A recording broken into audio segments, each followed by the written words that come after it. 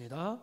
우리가 유대인이나 헬라인이나 종이나 자유인이나 다 한 성령으로 세례를 받아 한 몸이 되었고 또 다 한 성령을 마시게 하셨느니라. 아멘. 교회 하나됨을 지키고 유지하고 발전시키는 것은 해도 되고 안 해도 되는 일이 아니고 모든 교회 성도들의 책임이고 사명입니다. 목회자가 힘쓰는 것, 교회 하나됨을, 공동체성을 살리는 것이고, 여러분들이 은혜를 받았다면 은혜의 사람은 그 일을 위해서 전심전력해야 되는 겁니다. 그리고 그 우선순위는 생각보다 훨씬 더 높은 자리에 있습니다. 왜냐하면 하나님께서 성경을 통해서 교회를 세우시고 교회를 하나된 공동체로 부르시고 하나됨을 유지하는 것이 교회의 비전이라고 우리에게 분명히 말씀을 하시기 때문에 그렇습니다. 먼저는 하나님이 창조 때에 하나님은 우리의 하나됨을 이미 계획을 하셨습니다. 삼일체 하나됨을 통해서 창조 때에 계획을 하셨고, 그 다음에 예수 그리스도의 십자가의 구속으로 말미암아 교회 하나됨을 완성하셨습니다. 그래서 그리스도의 은혜로 말미암아 모든 흩어지고 관계없던 자들을 불러 모아서 하나가 되게 하셨고, 그 다음에 예수님이 지상에서 승천하시기 직전에 드렸던 요한복음 17장의 대제장의 기도의 핵심도 뭔가 하면 우리와 같이 저들도 하나가 되게 해달라. 그러니까 교회가 하나가 되어서 잘 나가는 것은 교회의 본질이고 우리가 그 본질에 충성해야 될 중요한 사명이 됩니다. 그래서 그 기도의 응답으로 오순절에 성령께서 임하셨죠. 오순절 성령이 임하셨을 때 어떤 일이 일어났습니까? 쉽게 말하면 강력한 하나인 공동체가 이루어졌어요. 우리가 회의를 해서 그렇게 된 게 아니에요. 성령의 은혜로 교회의 강력한 하나됨이 이루어졌는데, 그래서 믿는 무리가 한 마음과 한 뜻이 되어서 함께 모였다, 이렇게 기록이 되어 있어요. 근데 시간이라는 게 무섭죠? 시간이 지나면서 성령의 은혜와 감동 대신에 그거는 점점 사라지면서 그때 당연하게 여겨졌던 강력한 은혜와 하나됨의 공동체의 모습은 점점 약화되고 거기에 조직만 남고 제도만 남고 뼈대만 남고 그 흔적만 남고 그렇게 되면서 교회는 점점 힘을 잃어간 모습들을 보고, 사도 바울은 그런 것들을 안타까워하면서 교회마다 13 편지를 보냈죠. 그런데 그 편지를 보낸 그 교회들마다 당부하는 내용이 뭔가 하면 성령의 하나되게 하심을, 성령이 교회를 이루어 가시는 그 일의 본질을 너희가 놓치면 안 된다, 이 이야기를 계속하는 겁니다. 바울이 로마 교회에 편지를 보내면서 로마 교회에 이렇게 말합니다. 로마서 12장 5절을 화면에 보시면은 같이 한번 읽어보겠습니다. 이와 같이 우리 많은 사람이 그리스도 안에서 한 몸이 되어 서로 지체가 되었느니라. 이 내용은 잘 알죠. 근데 로마 교회에다가 이 편지를 보냈다는 거예요. 로마 교인들이요, 너희가 잊지 마라. 우리 많은 사람이 그리스도의 은혜가 아니면 관계가 없었던 우리가 그리스도 은혜 가운데서 한 몸이 되어서 서로 지체가 되었다, 그 사실을 너희가 붙들라. 바울은 로마 교회 편지를 보내면서 그 내용을 던져주었습니다. 바울은 고린도 교회에게 편지를 보냈습니다. 요즘에 금요 기도회에 고린도 전서를 계속 살펴보는 중인데, 고린도 교회는요 능력 많은 교회였습니다. 은사와 직분과 능력이 아주 활발한 교회였는데 그렇기 때문에 시끄러운 교회였습니다. 분열이 있고 분파가 있는 그 교회를 향해서 바울은 몇 가지로 말합니다. 고린도서 10장 17절을 보면은 이렇게 말을 합니다. 떡이 하나요 많은 우리가 한 몸이니 이는 우리가 다 한 떡에 참여함이라. 그러니까 이 성찬을 이야기하면서 우리는 누구냐, 우리가 남이가 라고 말하는데 그 근거가 뭔가 하면 우리가 고향이 똑같지, 우리가 성격이 비슷하지, 취미가 비슷하지, 이게 아니에요. 이게 뭡니까? 우리가 한 몸이다. 그리스도 예수의 은혜로 한 몸이 되었다. 그러니까 우리가 한 떡을 떼는 거다. 이게 뭔가 하면 가족의식인 거예요. 그러니까 여러분 가족들은 그들의 능력과 그들의 실력의 문제로 가족들이 뭐 하는 거 아니죠. 있는 모습 그대로 서로를 대하는 게 가족인 것처럼 교회는 그렇다는 겁니다. 고린도서 12장 27절을 보십시오. 같이 한번 읽어보겠습니다. 너희는 그리스도의 몸이요 지체의 각 부분이라. 그러니까 고린도 교회에다가 편지를 보내면서 너희가 이거를 기억하라 라고 하는 것입니다. 12장 13절을 봐도 이렇게 말합니다. 우리가 유대인이나 헬라인이나 종이나 자유인이나 다 한 성령으로 세례를 받아 한 몸이 되어서 한 성령을 마시게 되었다. 그러니까 우리가 지금 여러분 어디로 가고 있는가 하면 바울은 지금 하나님이 교회로 부르신 하나로 만드신 그 비전을 각 교회마다 편지를 보내면서 그거를 잊지 말 것을 교회마다 당부를 하고 있다라고 하는 내용을 살피는 중에 있는 겁니다. 갈라디아 교회입니다. 갈라디아 교회도 마찬가지. 갈라디아 교회는 특별히 율법주의적인 경향이 강했어요. 모든 게 법이었어요. 규정에 있느냐, 율법이 어떠느냐, 제도가 어떠느냐, 율법주의적인 한계를 벗어나지 못하고, 그리고 또 그들 갈라디아 교회는 사람을 차별하려고 하는 경향이 있을 때에 그 교회를 향해서 바울은 편지를 보냅니다. 갈라디아서 3장 28절에 보면은 또 같은 내용을 말합니다. 같이 읽겠습니다. 너희는 유대인이나 헬라인이나 종이나 자유인이나 남자나 여자나 다 그리스도 예수 안에서 하나이니라. 또 강조하는 거죠.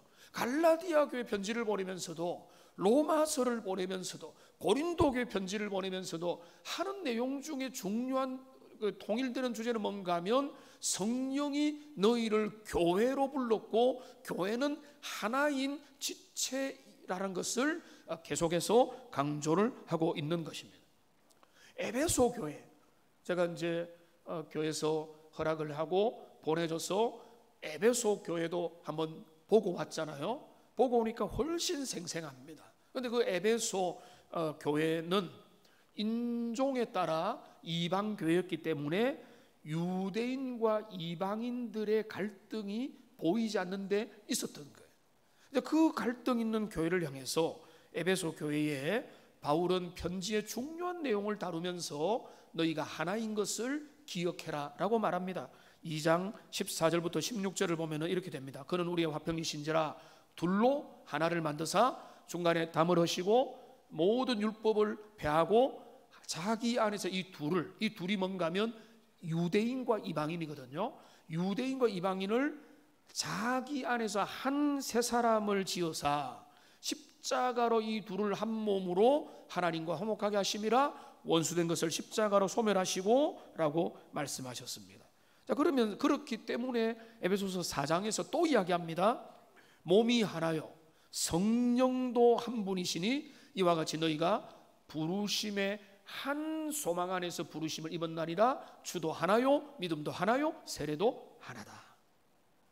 그러니까 에베소 교회를 향해서도 당부하는 게 뭔가 하면 너희를 한 분 하나님께서 하나인 교회로 부르셨기 때문에 너희는 한 마음과 한 뜻이 되어서 주님 앞에 나가야 된다. 이거를 신신당부하는 것입니다. 빌립보 교회도 마찬가지입니다. 바울은 빌립보 교회에게도 하나됨을 강조합니다. 빌립보서 1장 27절에 보면은 오직 너희는 그리스도의 복음에 합당하게 생활하라. 내가 너희를 가보나 떠나 있으나 너희 일심으로 서서 일심으로 한 마음으로 서서 한 뜻으로 복음에 협력하라. 똑같은 내용을 이야기하는 거죠. 빌립보서 2장 2절에도 이야기를 합니다. 같이 읽겠습니다. 마음을 같이하여 같은 사랑을 가지고 뜻을 합하며 한 마음을 품어. 여러분, 연결고리가 생기죠. 골로새 교회도 바울은 편지하면서 골로새서 3장 15절에서 그리스도의 평강이 너희 마음을 주장하게 하라. 평강을 위하여 너희가 한 몸으로 부르심을 받았다. 한 몸으로 부르심을 받았다.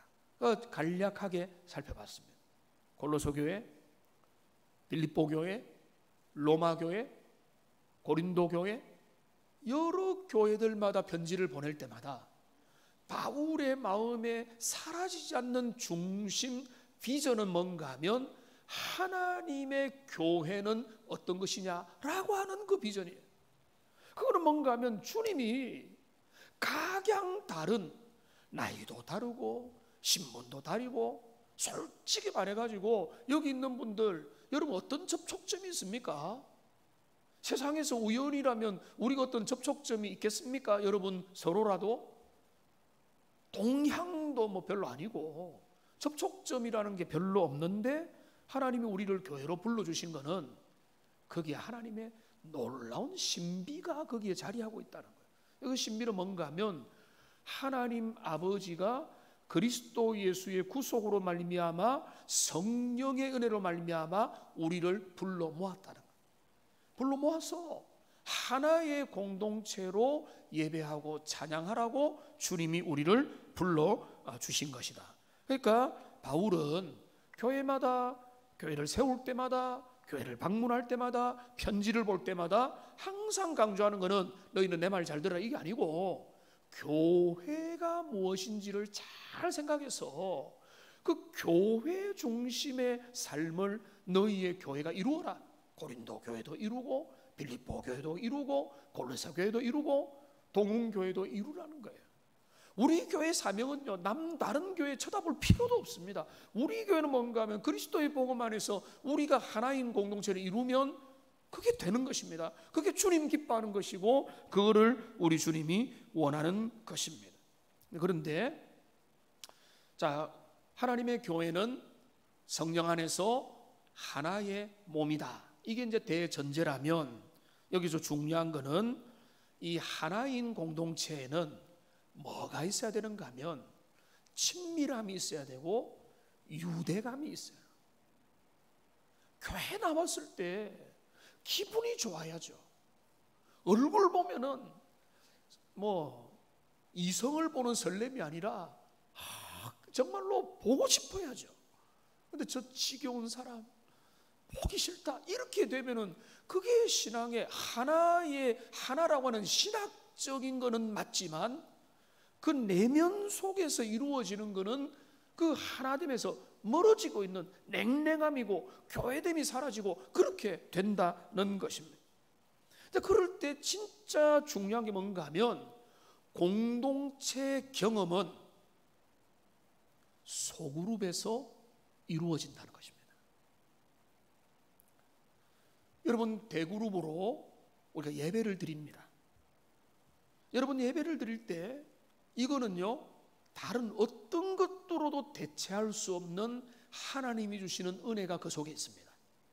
하나님이 세우신 공식적인 설교자가 있고 공식적인 공동체가 함께 모여서 말씀을 듣고 함께 찬양하고 나가는 그 공적인 예배의 자리이기 때문에 거기에 주님이 베푸시는 놀라운 은혜가 있습니다. 주일 오전 예배를 전통적으로 뭐라고 부릅니까?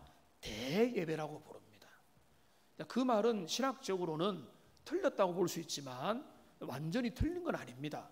대예배가 어디 있고 소예배가 어디 있습니까만은 대회로 모인다라고 하는 의미에서 교회가 공적으로 모이는 제일 중요한 예배의 자리다. 그런 의미에서 굳이 신학적으로는 올바르지는 않겠지만은 대예배로 공적인 우선적인 상징의 예배로 공동체가 함께 모이는 주일 오전 예배, 그런 예배다. 그런 성격을 우리가 두고 모일 때 거기에 가치가 있고 거기에 의미가 있기 때문에 오전 예배 안 드리면 오후 예배 드리지 이런 거하고는 달라요. 그러니까 주일 오전 예배를 우리는 당연히 우리의 공동체에 공적인 예배를 드린다, 이렇게 생각하는 게 당연히 옳은 것입니다. 자, 그런데 여기에서 이제 중요한 경험을 하고 말씀의 은혜도 받고 찬양도 함께 부르니까 우리 같이 오전에 함께 은혜 찬양을 부를 때 얼마나 좋습니까? 같이 은혜 부르고 같이 찬양하고 같은 마음으로 나가다 보면은 우리의 마음이 하나됨을 하나님이 확인시켜 주는 거죠. 그런데 일주일에 한 번 하나님을 바라보고 그리고 평범한 목회자의 얼굴만 많이 받아보는 게 공동체의 경험이라고 보기는 어렵다는 거예요. 하나님 앞에서 우리의 관계에 대한 경험일 수 있지만 공동체의 경험이라는 것은 서로가 소그룹을 통해서 알아가는 그런 경험인 겁니다. 함께 정말로 삶을 나누고 기도 제목을 나누고 그들의 지금의 관심사에 대해서 이야기를 나누고, 그런 것들이 우리에게 소중하다는. 그런데 일주일에 한 번씩 앞만 바라보고 앞사람 다른 사람의 등만을 쳐다보고 앞만 바라보는 예배가 너무 소중하지만 그것이 주님이 하나됨을 이루신 그 공동체성을 강화시키는 쪽은 아닐 수 있다는, 그 본질이 너무 중요하지만은 그것만으로 우리의 공동체성을 때우려고 해서는 안 된다는 거예요.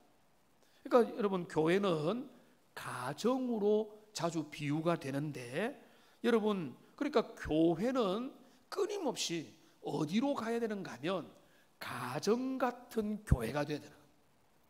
가정 같은 교회의 핵심은 뭔가 하면 친밀감과 유대감인 겁니다. 제일 좋은 가정 뭔가 하면 못할 말 없는 말을 하는 가정. 그러니까 편안하면서도 모든 친밀함이 함께 흘러가는 게 아름다운 가정이라면 교회 안에도 그런 걸 느끼게 된다는 거예요. 교회 와서 이런 분들이 있거든요. 새 가족들이 교회 와서 예배를 드렸고 목사님 말씀은 그냥 편안하게 들을만 하고 그냥 들으면 되겠다는데 예배 마치고 나면 갈 데가 없는 거예요. 설 데가 없는 거예요. 이야기할 사람도 없는 거예요. 뭘 해야 되지? 멀뚱멀뚱거리다가 나한테 자리도 안 주네? 그러면서 시험 든 분을 제가 우리 권사님하고 옆에 같이 만난 적이 있습니다. 동원교회 너무하다 이러면서, 어른인데 마음에 아주 불편해 하시더라고요. 그럴 수 있겠구나. 왜 그런 줄 아세요? 여러분들이 너무 친한 사람과 친해서 그래요. 그런데 어떤 지금은 이 자리에 없는 사모님을 엄청 칭찬하요. 왜냐하면 그 사모님만이 그를 챙겨줬대요. 그러니까 눈이 다른 거죠. 가족으로 여기는 거죠. 지금은 저는 그 정도는 아니라고 봅니다. 새가족 스태프들도 있고 여러분들이 다른 분을 챙겨주고 이렇게 되는데, 그냥 내 편한 대로 내가 그냥 내 할 일을 하고 내가 그냥 사역하고 내 일하고 그냥 돌아선다, 이렇게 되면은 그 교회의 친밀함과 유대감이라는 것은 아주 약해질 수밖에 없고, 그러니까 지금 오늘날 현대 교회가요 뭡니까? 주일 예배 드리는 것으로 거의 90% 사명을 다한 것으로 여기고, 그 다음부터 돌아가서 내 할 일 다 하고 아무도 거기에 대해서 뭘 안 하고 그 사람 주일 잘 지켜, 그거 하나로 끝인 거예요. 근데 그거는 우리가 갈 방향이 아닙니다. 하나님이 기뻐하지 않는다는 것입니다. 제가 한번 읽어볼게요. 잘 들어보십시오. 사람들은 소그룹을 통해서 친밀해져서 서로를 알고 서로를 돌아보고 삶을 공유하며 도전과 도움을 주며 비밀을 이야기하고 죄를 고백하며 용서를 주고받으며 함께 울고 웃으며 서로에 대해서 책임을 지고 서로를 점검해주고 함께 성장해 가야 된다. 이게 교회 소그룹이 제공해야 될 건강한 소그룹의 아름다운 모습이 되는 것입니다. 여러분, 사람의 인격적인 성장은요 절대로 혼자서 이루어지지 않습니다. 그러니까 인격적으로 성장하려면 여러 사람들의 관계에서 상호작용을 통해서 한 사람의 인격이 자라가게 되는 것입니다. 한 해 선배, 두 해 선배, 그리고 우리 선생님, 멀리 계셨던 권사님, 장로님, 한 번씩 보는 집사님, 이런 분들과 어울려 가지고 지금도 보면은 뭐 팝콘을 튀겨주고 또 함께 밥을 먹고 뭐 같이 놀아주고 교사로 하고 어울리고 뒹굴리고 말이 들려 뒹굴고 식사를 하고 교제를 하고 은혜를 받고 같이 먹고 많은 것들을 우리 모두가 다 같이 할 수 없지만은 3, 3, 5 어떤 객관적인 교회 안에 모임을 통해서 이런 모임들이 주고받으면서 거기에서 우정이 삭트고 서로가 친밀함을 삭트고 서로가 배우고 강한 자가 약한 자를 끌어주면서 교회는 아름답게 성장을 해왔고 해가야 되는 것입니다. 그러니까 이 소그룹은, 그러니까 분위기 좋은 교회는요, 뭔가 하면 두 가지가 같이 있어야 돼. 하나는 대그룹 예배가 강력해야 되고, 하나는 소그룹 모임이 강력해야 됩니다. 이 두 가지가 하나가 있으면 되지 않느냐? 천만의 말씀. 교회 친밀함과 교회 교회됨을 우리가 유지하기 위해서는요, 대그룹도 중요하고, 이거는 어떤 의미에서 더 중요하지만은, 그러나 그 교회됨, 하나됨, 성령의 하나됨을 우리의 작은 단위에서 실천하고 이루기 위해서는 반드시 필요한 게 뭔가 하면 소그룹으로 모여야 되는 것입니다. 그러니까 초대교회 성령이 임하니까 서로가 열린 마음이 되어서 하나가 되어서 그들이 날마다 뭡니까? 성전에 모이고, 그 다음에 먼저 아세요? 집에서도 모이고. 근데 그들이 얼마나 서로 보고 싶었으면 날마다 모였다는 거예요.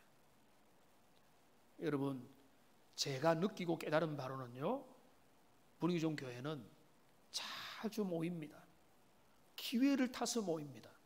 예전에 그런 이야기 했죠.